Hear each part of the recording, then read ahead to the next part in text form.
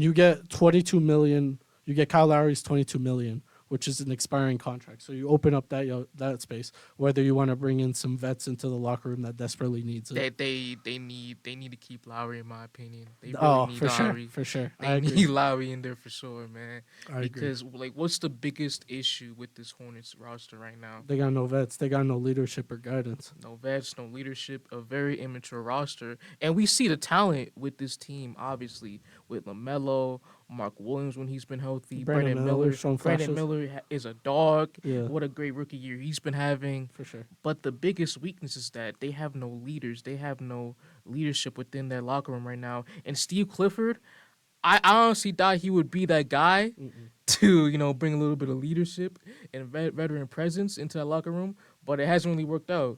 Nah, see, I don't know if you've remembered. I was always on the Steve Clifford out train. And I don't think Steve Clifford's necessarily a poor coach, especially when you look at his time in Orlando. No. I just think for what this team needs, I think, one, they need a younger coach. One who kind of understands what this team is supposed to be, like a run and gun, space and pace team, not like a grit and grind team, which is Steve Clifford's system.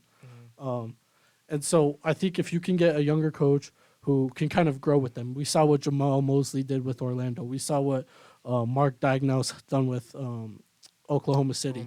And so if they can bring in a young coach that can grow and develop with them, I think that puts them on the right course. And then having vets, but I also think vets that can play, right? Because we've seen this team bring in, we'll make a big offseason signing of Gordon Hayward. He plays 30 games through the season.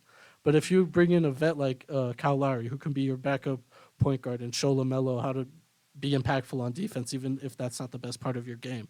Yeah, and efficiently run an offense, be more careful with the ball as well. Especially in the late game stretches. I mean, Kyle Lowry is an NBA champion.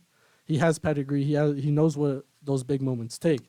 Whereas this team, I mean, outside of Gordon Hayward, and they just traded Terry Rozier, does anybody on this team have playoff experience?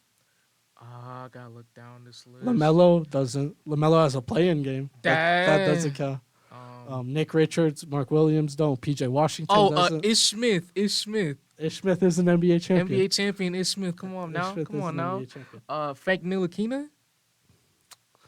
I don't know if that is the. He played in the playoffs. I'm looking down this roster right now. I don't know if that's the playoff experience you want, considering right. He was guarding Trae Young that series at MSG. And that didn't turn out too well. That's fair. I just wanted to say his name, when we're talking about playoff experience with this team. I know. So yeah, it's like you said, it's very limited with this roster right now. So I think very inexperienced. I think having those guys who have been notorious winners, who have been in those big positions, to kind of give guidance, kind of mentor the young talent that they do have, because as you said, they have the right young players, whether it is a LaMelo Ball, a Mark Williams, a Brandon Miller. But they need to be shown the ropes. Otherwise, they end up like the guys in Houston did before Ime and Dylan Brooks was there.